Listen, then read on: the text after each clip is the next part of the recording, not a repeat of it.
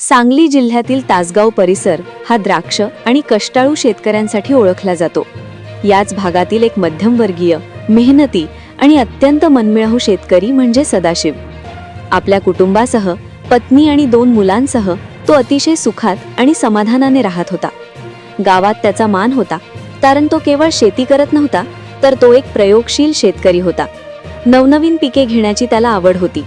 एक दिलदार शेतकरी।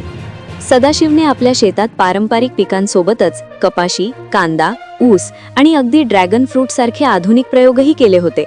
त्याची दिलदारी इतकी मोठी होती की एकदा बाजारात भाव नसल्यामुळे त्याने आपले संपूर्ण ड्रॅगन फ्रूटचे पीक गावात मोफत वाटले होते।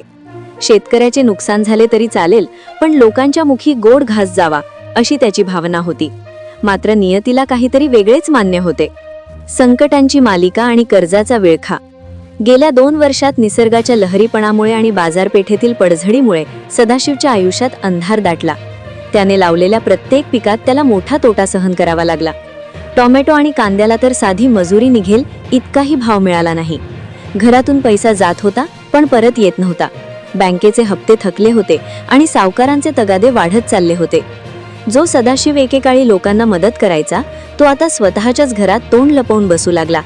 या आर्थिक आणि मानसिक तणावातून बाहेर पडण्यासाठी त्याने एक असा मार्ग निवडला जो अत्यंत गुप्त आणि तितकाच धोकादायक होता। अचानक बदललेले राहणीमान आणि संशयाची पाल। काही महिन्यांपासून गावात सदाशिवबद्दल उलटसुलट चर्चा सुरू झाली। जो शेतकरी काही दिवसांपूर्वी कर्जबाजारी म्हणून ओळखला जात होता, त्याच्या गळ्यात अचानक जाड सोन्याची साखळी दिसू लागली। त्याच्या पत्नीने नवीन दागिने केले होते। घरासमोर नवीन ट्रॅक्टर उभा होता आणि शेती कामासाठी त्याने एक विशेष छोटा पॉवर टिलरही विकत घेतला होता। पण सर्वात विचित्र गोष्ट म्हणजे सदाशिव आता कोणाशीही बोलत नसे। त्याने आपल्या शेताभोवती जणू एक अभेद्य भिंतच उभी केली होती। तो कोणालाही आपल्या शेतात पाऊल ठेवू देत नसे। मक्याच्या आडोशातील काळे कृत्य। सदाशिवच्या शेतात मका आणि हत्ती गवताची खूप उंच लागवड करण्यात आली होती। एकदा वन विभागाचे कर्मचारी परिसरात आलेल्या बिबट्याला पकडण्यासाठी पिंजरा लावायला आले, तेव्हा सदाशिवने त्यांना आपल्या शेतात पिंजरा लावण्यास सक्त मनाई केली। ही गोष्ट कोणालाही पटण्यासारखी नव्हती। यामुळे पोलिसांचा संशय अधिक बळावला। अखेर स्थानिक गुन्हे अन्वेषण पथकाला LCBला एका गोपनीय खबराकडून माहिती मिळाली की मक्याच्या त्या उंच ताटांच्या आड काहीतरी वेगळेच शिजत आहे। पोलिसांचा छापा आणि धक्कादायक वास्तव। माहितीची खातरजमा करण्यासाठी पोलिसांनी अचानक सदाशिवच्या शेतावर छापा टाकला।